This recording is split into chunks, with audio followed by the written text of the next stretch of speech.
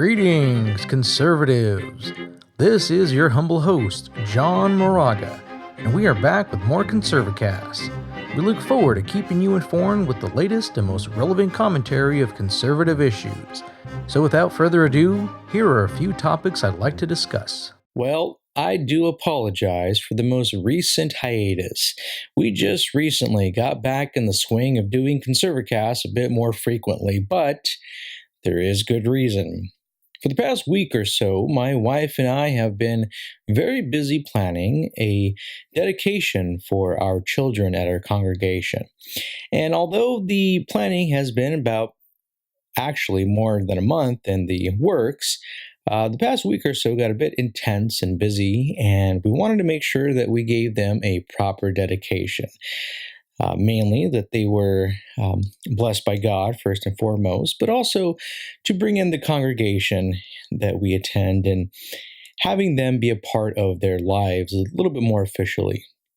Obviously, we've been attending for some time, but we just wanted to invest a good event and a good experience, which it all went well. I want to address that a little bit. I'm going to get into some current events and some political issues here in just a moment, but I want to take just a moment for all of the fathers out there. If you've ever had this experience, because I know I am not alone, but the day of the event, I was in the shower in the morning, and it just hit me how much I had turned into my late father. Now, unfortunately, my father has passed away, and he lived a relatively full life. He was in his mid-60s, so he could have lived a bit longer, but that beside the point. He is no longer with us. But I realized in the shower how much of his lifestyle and habits I have acquired. I'll be 40 years old in just over 2 months, and the reason why I felt as though I started turning into my father is that a lot of what was planned for this event probably wasn't necessary. But I decided, much like I recall my father deciding when I was young, to go far above and beyond what was probably expected or required or probably needed to be done. The dedication itself didn't necessarily require any refreshments afterwards, but in a good showing, at the very least, perhaps maybe a cake, maybe some desserts for afterwards to socialize with people from the congregation, maybe some coffee, and just to be able to meet and greet our girls and our family as a whole. But I thought, okay, well, we can do a cake. I'll leave it to my wife to maybe do the cake. Okay, well, we'll have a little bit of a celebration with that. Then I got in my head, you know what? We should probably have some food. Can't really make a good showing without food, can you? I mean, it doesn't look so good. We've got to kind of make a good impression and be pretty showing of this. And so one thing led to another. And I actually used to have a friend, we've kind of lost touch, as it often happens, who used to be a professional chef, and he used to cater events. And at one point, I tried to schedule something years ago with him, but it kind of fell through. We lost touch. But anyway, so I kind of had it in my mind, this should probably be catered. But rather than making it that formal or going that above and beyond to not go in that one extreme and kind of embarrass ourselves that it was so elaborate, I decided, you know what, I could do this. I'm a pretty good home cook. I'm a pretty good, I know my way around a kitchen. So there I am planning a whole entire menu I'm thinking, okay, well, we can have my special marinated, and speaking of that, I'll talk about that at the end. We're still getting together some recipes at the end, but I do have this very good special recipe that I make as a marinade. And it's very, very demanding and intricate. It requires frying some garlic and cutting onions and doing things. It's a whole process between all the ingredients.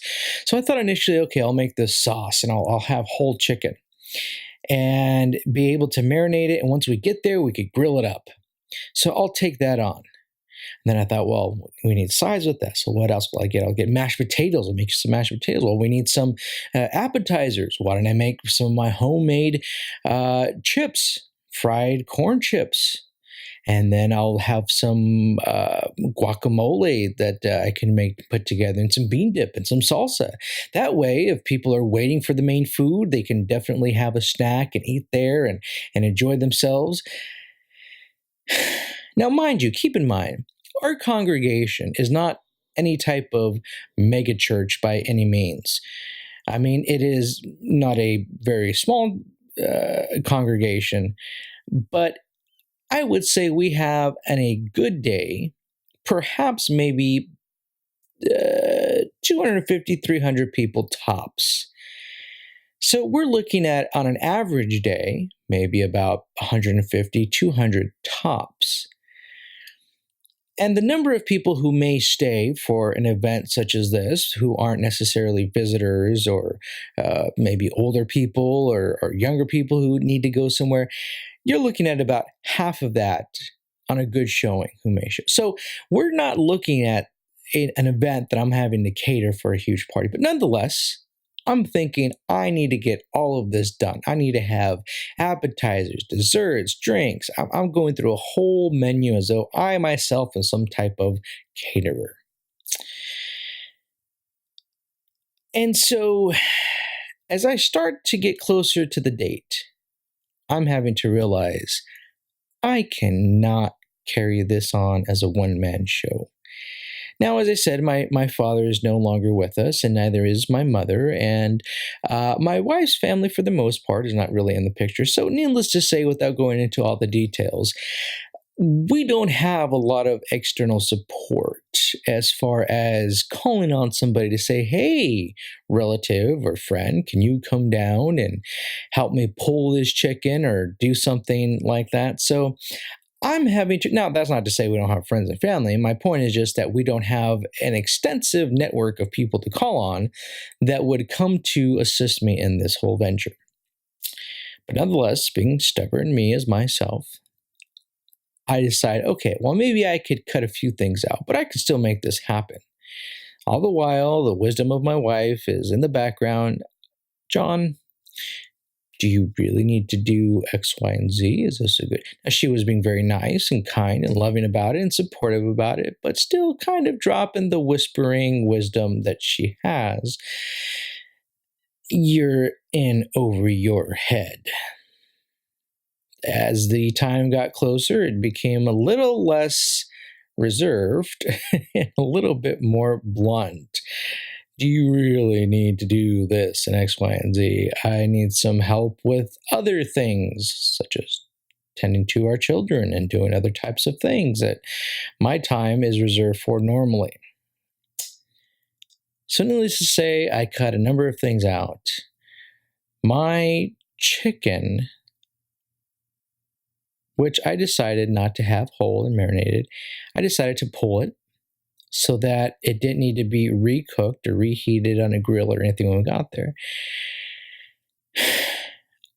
I stayed up for about 2 days, almost with no sleep, trying to get all of the pieces together. What seemed like simple things wind up being much bigger tasks. I had my marinade, sure, I got that done at least. But then the task of actually pulling the chicken, it was about maybe 40, 50 pieces between breast and thighs, although I did get a good deal, I must say, from Albertsons. I don't mean to be rambling, but I'm sure there may be some fathers out there, or even mothers, parents, whoever, want to do something for their children and can empathize with this. So I appreciate you listening. If you want to get to the more substantive political current event issues, go ahead and bypass this and maybe go a few minutes forward, or just forward the video that you're looking at. But getting back, so as we come the day before, I've had no sleep, I've had no rest, and I realize there may be a potential that there is something wrong with the chicken. Maybe I've left it out. Because I'm sleep deprived and so exhausted, I start getting paranoid that maybe I've left the chicken out too long as I've pulled it. How long can chicken be left out? I look on the internet, of course, and I see the FDA, chicken can only be left out at room temperature at 2 hours. 2 hours? Oh my goodness. I've been pulling the chicken for at least an hour and a half to 2 hours. This is ridiculous. How is it now bad? Has it now gone sour? Am I going to get people sick? Started thinking, does the room temperature time start once you pull it from the oven? Or does it start once it actually gets to room temperature? If it actually starts when it gets to room temperature, I'm in the clear. If it starts once you pull it out of the oven, well, then this whole batch of chicken and all of my effort is for naught. So I start doing the calculations, and again, because I'm sleep deprived, I'm probably not doing the calculations right. I just become defeated. This whole entire thing is for a waste. And then I get a call from somebody who actually is a little bit more involved in the food industry and starts asking questions. Well, what did you do? Did you do this? Did you heat it here? Did you have it on the heat? Etc., etc. He starts calming my nerves and says, you should be good. You're overtired. You need to get some sleep, but you're okay. So thankfully, I at least salvaged my chicken. Didn't wind up making the mashed potatoes because I thought the whole entire thing was gone. The point I'm trying to make, I could go on and on and on about all of the little details that had happened. But the overall point that I'm trying to make is that I was way in over my head. Trying to make an event happen and do something and plan something and taking on way too many things to do for it. I'm in the shower that morning and it dawns on me, wow, this is exactly what I experienced as a child when my father tried to do similar things. He thought he could take on everything. God bless him. I loved him. Still do love him. And all the while, my mom, just as my wife, was in the background. Hun, do you really have to do this? Do you really think you needed to take this on? Oh, yes, I can do it. Stubborn old father self. But it just hit me like a ton of bricks as I'm about to hit 40, just over 2 months. How much of my father's habits I've taken on without even realizing it. Perhaps it's a pretty common story with most fathers out there or parents, but that was part of what had taken me away from doing ConservaCast for a while. I wanted to make the experience just right. And of course, as it usually happens, it didn't turn out perfect, but it turned out good. And probably better than I'm giving credit for. My wife enjoyed it. My children enjoyed it. The congregation loved it. They had no idea what went on behind the scenes, which is good. But just a lot of stress and time that went into that. So in short, that is basically what took me away from doing this ConservaCast. But I will definitely be here more frequently and doing more of them. That being said, I wanted to address just a few current events and issues that are going on.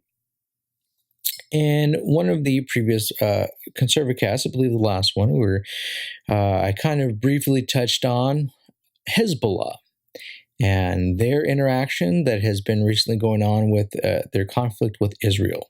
Now, last time I spoke, it seemed to be flaring up a little bit more with Hezbollah. And very briefly, to kind of recap that, the concern with Hezbollah is that they are kind of a bellwether as to how intense or how serious the situation may be in that region. Now, you have normal flare-ups that happen with various firings of rockets from the Gaza Strip from organizations or terrorist groups like Hamas. But Hezbollah is a little bit different. They usually tend to be a little bit more restrained. They are definitely a terrorist group, especially with some of the things that happened in the past. But the reason why they're more of a bellwether is that because they're a little bit more restrained, once they do get involved and start showing their teeth and actually start activating things and becoming more active in battles or warfare, it is likely an indication that something more serious may happen. Now, thankfully, since the last ConservaCast, things have died down just a little bit with Hezbollah, but nonetheless, they are now trying to act tough. They have some type of report that they have a missile that can be very effective and hit places in the Navy, etc. And so it in a good sense has died down with their active firings into Israel, but it's not good in that they are still very much on edge and ready to possibly engage again. So we would like to hope that that doesn't happen, but because they have already started to even briefly attack Israel, that is definitely something we should keep our eye on still. That being said, Israel does have an election, a very important election coming up. And by the time this ConservaCast is put out there, they very well may have already gone to the election booths to cast their votes, the Israelis that is. But because of the time frame, the difference in time, it may have already happened once this is put out. But in the event that it has, I'm definitely going to be giving my commentary and input into the results of that, whether or not Benjamin Netanyahu was able to get his party Likud to get the majority of votes. And again, in one of the previous podcasts, I explained very briefly of how complicated, complex the Israeli politics are. The electing system that they have there is very complicated. So when I say whether or not Benjamin Netanyahu was able to get his Likud party to get a majority, even if they did get a majority, the way that it works is they would still need to get other parties to side with them in order to form a government that would give him the ability to remain the prime minister of Israel. There could be a scenario, many different scenarios, but one of the scenarios that could be complicated is that his party could win a majority of the votes, but he could technically not become prime minister. His party is Likud, and there is another major party called the Blue and White, I believe, that is giving him some competition, and they're kind of wire to wire as to who will get the majority of votes as an individual party. But even if one gets the majority for their party, there are other minor parties, lots of other minor parties. Here in the United States, we're used to essentially the Republicans and Democrats and some minor other little parties that are out there, but really are more nominal. They don't really play a big part in our elections, especially on a presidential level. But there in Israel, it's different that their smaller parties have far more impact and influence than ours do. So anyway, without getting into the weeds of that, the point is that on the 17th, September 17th, is when their election is going to be held. And it's a very important election because although Netanyahu was able to win a majority with his party and others in the last election this year, in fact, he was not able to form the coalition government that was necessary in order to secure him the seat as prime minister, which is why they're even having this election in the first place. So, yeah, let me revisit this once the election has happened, and then I may go into more detail about how the whole system works and who has a majority and who essentially will become the recognized official prime minister of Israel, whether it will be somebody else or whether Benjamin Netanyahu will remain the official recognized prime minister of Israel. Moving on, very briefly, I just want to address the campaign of Kamala Harris, who is a Democrat candidate for president and who is currently running in the Democrat primary. That campaign has been surprisingly, I'm trying to think of the right word. I'm kind of at a loss here for an adjective. It's bombed, it's crashed, it's burned. There's so many other adjectives that I could probably use, but the point is, it's just been surprisingly just ineffective. It has. Kamala Harris had started out. She is the Attorney General of California, and she was supposed to have been this dark horse, or maybe not even dark horse. She was put out there very hard by the media, by the left, by people who thought she checked off a lot of the check boxes that she would need to be successful as a primary candidate and possibly a general election candidate. That is, that she is a woman, obviously, at least in the traditional definition of a woman, and she is also a quote-unquote minority. And I'm not even sure if she's technically Black or African American. I believe her mother is actually of Indian descent from India, and I think her father may be Jamaican.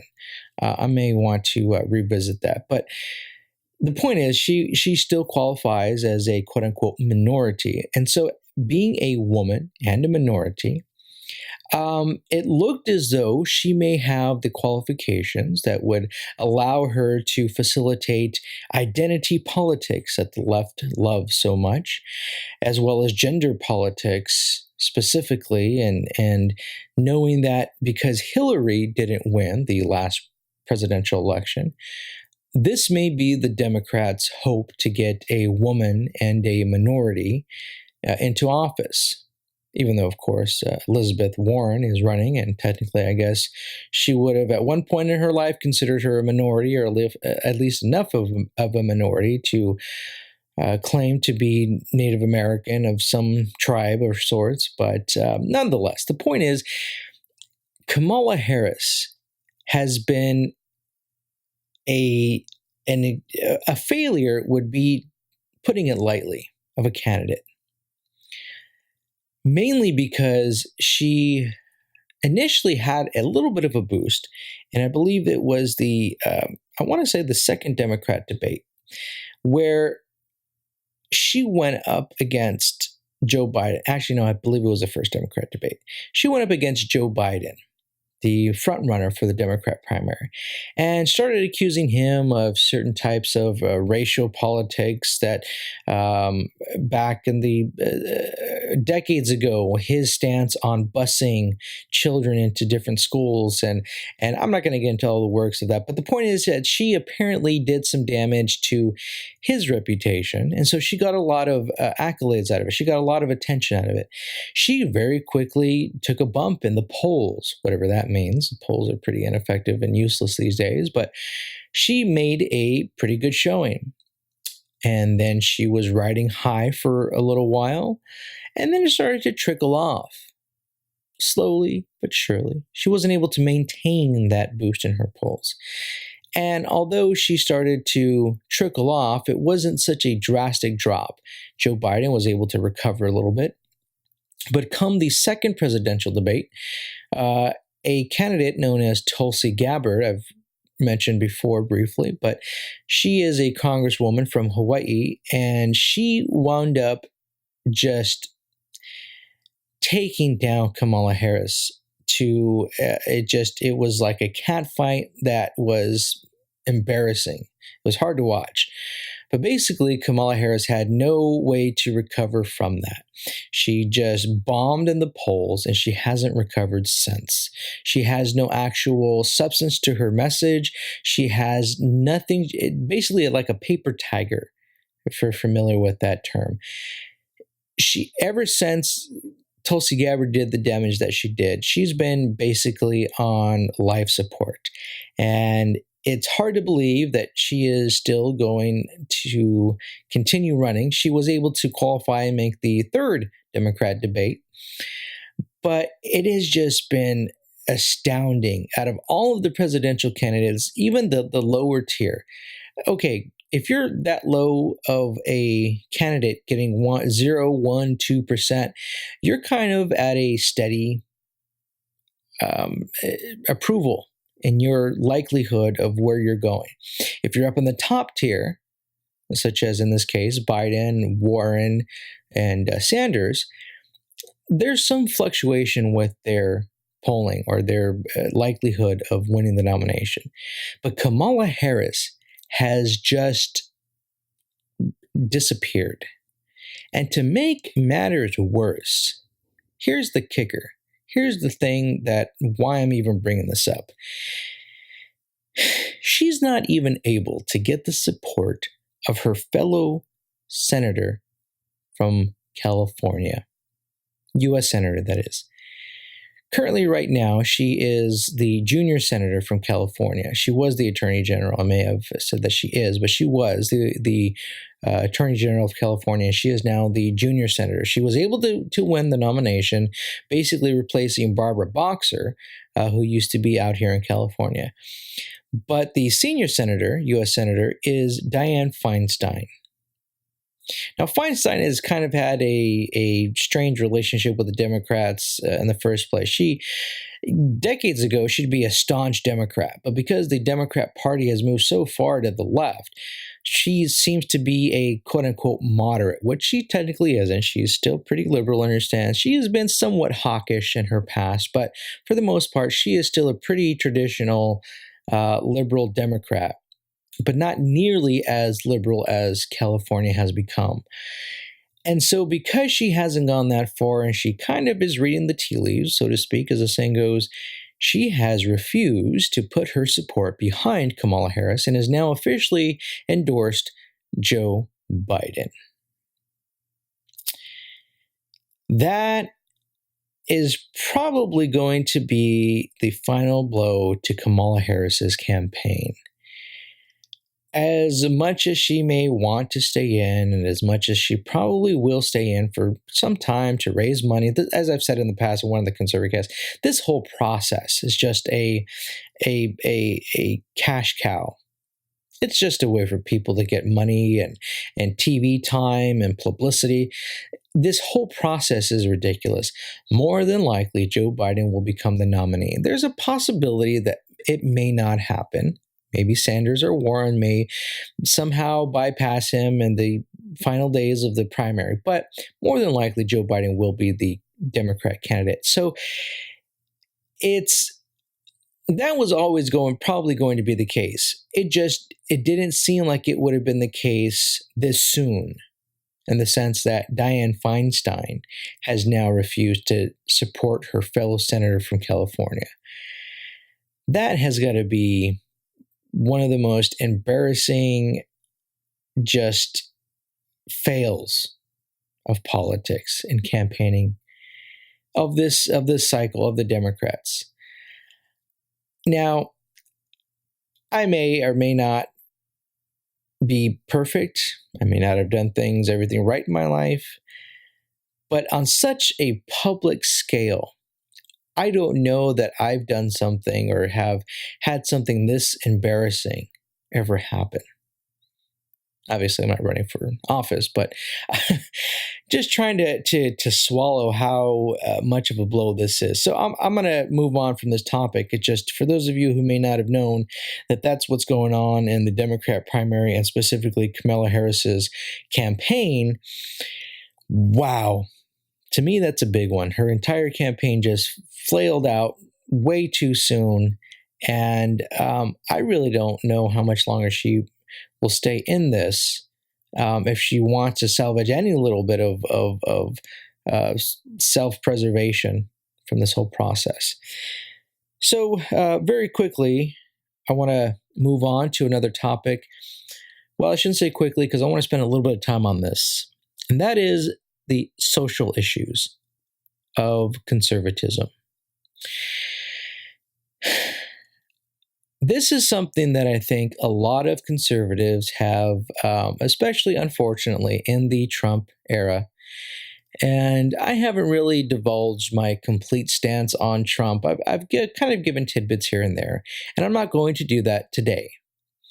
But as kind of related to this, it's pretty apparent that there are some areas of social issues that President Trump has not been the best on. To put it lightly, at least to try and not to be sensationalized. But overall, even before Trump got into office, during George W. Bush's term, and even during Obama's terms, the idea that social issues have become less and less of an important part of conservatism is really sad, because I should qualify. I don't like to address or label conservatism in only three categories. And for those of you familiar with this, political junkies, typically we look at three different tiers, if you will, of conservatism that people rely on, which are social issues, national security issues, and fiscal issues. And so you can kind of think of those as money, morals, and defense, to kind of simplify that even further, rather. However, at Conservatives' Corner, we typically don't simplify them in just those three categories. It's useful to try and address certain things in a general sense, but not necessarily as a intellectual conversation of conservatism. The reason is because they're so interchangeable and there's so many different subparts to those that they cross over pretty clearly, like Venn diagrams, from social issues and fiscal issues and national defense issues or national security issues. They meld together in a lot of ways. And that's important to underscore. Specifically because of why I'm addressing this, the idea that we start to compromise what we hold to be valuable, what we hold to be ethical, what we hold to be moral, becomes compromised if we just try and protect our pocketbooks or protect our military. And what I'm addressing specifically are kind of the issues of abortion and same-sex relationships. Mainly same-sex relationships or gender issues or LGBTQ. I always get confused with the acronym that is used for that, and that doesn't necessarily mean that I'm trying to be dismissive of it. I just generally don't recall all of the letters that are used for it, especially because often they start adding more to them to address different types of categories or groups as one big community. Which, interestingly, there are those within that community who actually disagree with that whole lumping of it. I don't want to get that far into it. Excuse me. Didn't mean to go off on a tangent on that. So my point is, I want to bring up one person in particular. That is Guy Harris. And the reason why I bring him up is that he's essentially become a pretty well-accepted and mainstream commentator who is a self-proclaimed conservative.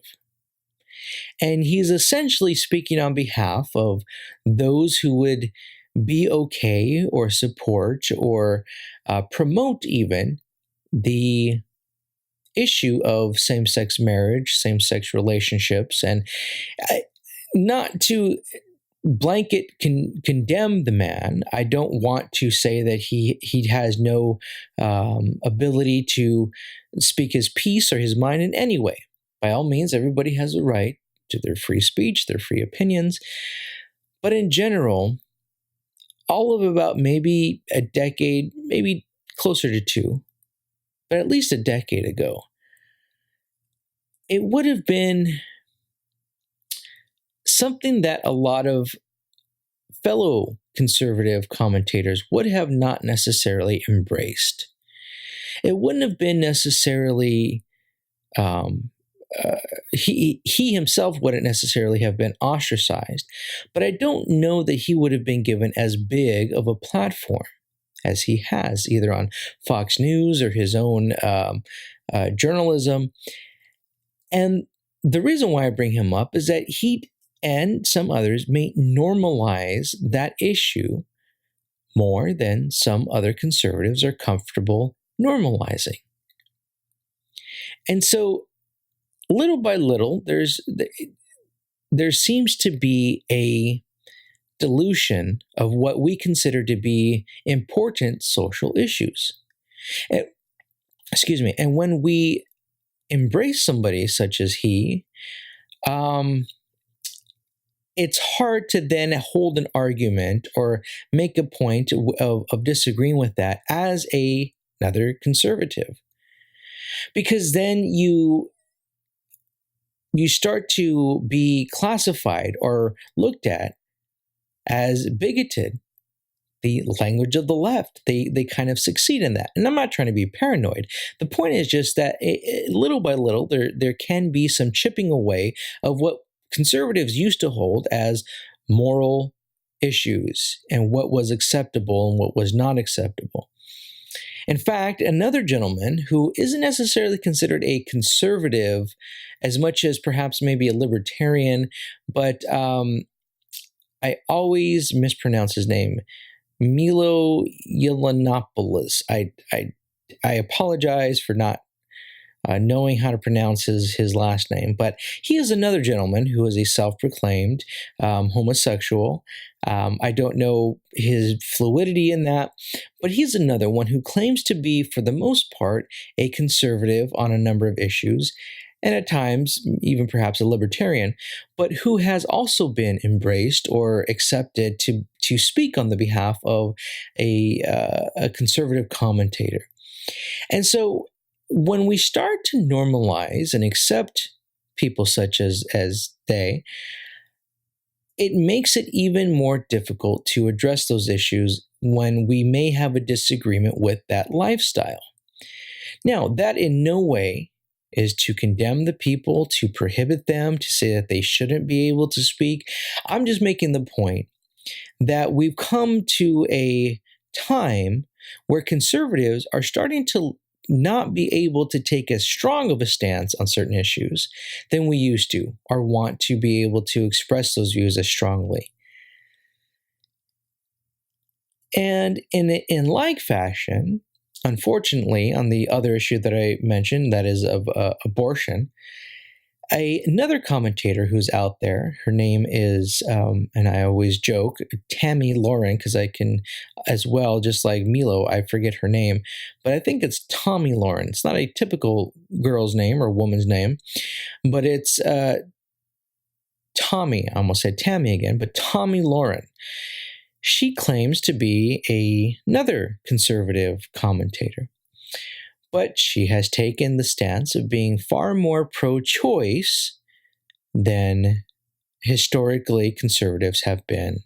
In fact, for those of you who may already know the story behind it, she actually used to work at The Blaze, I believe, which was owned and ran by Glenn Beck. And when he got wind of her stance of being a little bit more pro-choice than he was comfortable with, he basically gave her a way to exit, and that became its own controversy. And in and of itself, and for good reason. I applaud him for taking a stand to say, if you want to represent a conservative viewpoint, if you want to be held as a conservative commentator, there are just some things that we will not accept and bow down to. And so she remains a conservative commentator. She's gone on The View. She's gone on Fox. I think she actually has a reoccurring show that she has on there. I don't really follow her career. My point is just knowing that she has taken that stance and is recognized as a conservative commentator. That is another example of where conservatives start to lose the ability to make stronger arguments. If within the ranks there are those who have a voice, a powerful voice, a known voice, I'm not saying they're the end-all be-all, that they have a super powerful, influential voice that they can make so much happen and change, but they have far more than any random armchair commentator who tries to make a point or have an opinion on these issues. Now, I'm not off the top of my head aware of any other commentators who are as pro-choice as, Tommy Lauren. I almost said Tammy again, and oftentimes I even type that in as I'm Google searching something. Tammy Lauren. Excuse me. The point is, it is becoming increasingly difficult. If there are public figures out there, commentators, especially young, Guy Benson is pretty young. Milo Yiannopoulos is very young. Tommy Lauren is also young. Forget it. I'm giving up on. I'm just saying Tammy, if you accept it or not. They're all pretty young. They are, I believe, all millennials. They fall within the category of millennials.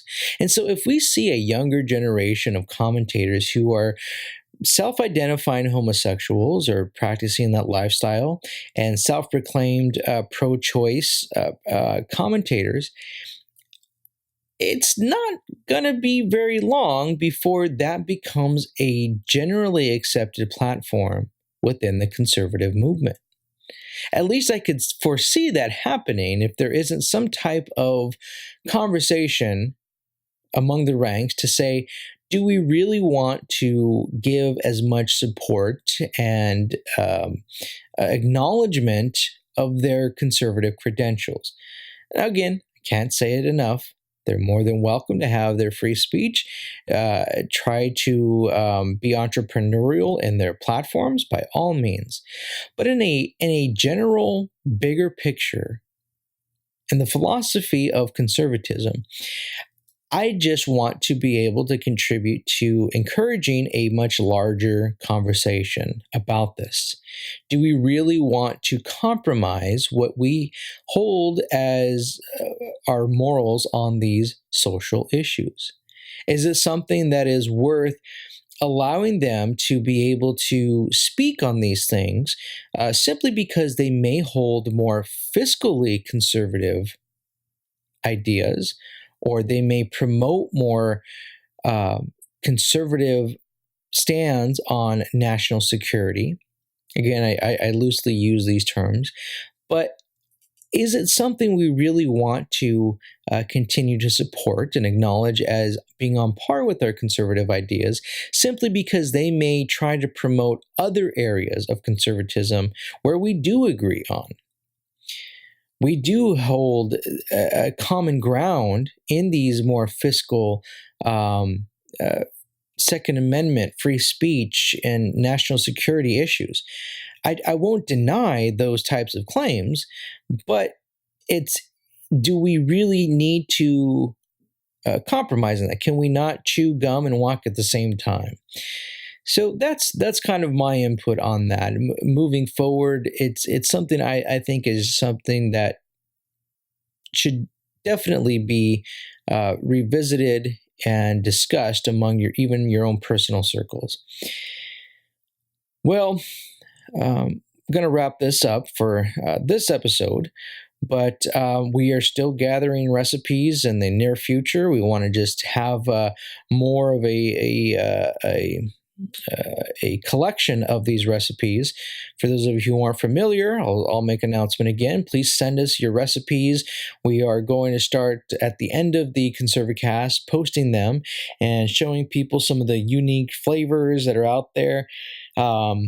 Some of the secret techniques or recipes or ingredients that some of you may use that we can try out and share amongst each other.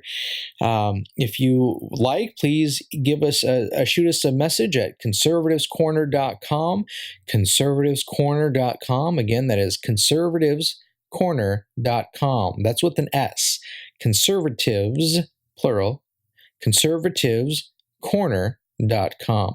Just go to contact, drop a message, give either the recipe itself or a place where we can find it if you've posted it. But we look forward to that, and we will see you on the next ConservaCast. Definitely will be more frequent. This event has already passed, but we look forward to reaching out to you guys again. Thank you, and may God bless you, and may God bless America. Thanks for joining us once again, and we hope you'll invite your friends and family to join us in our efforts to champion conservatism for generations to come.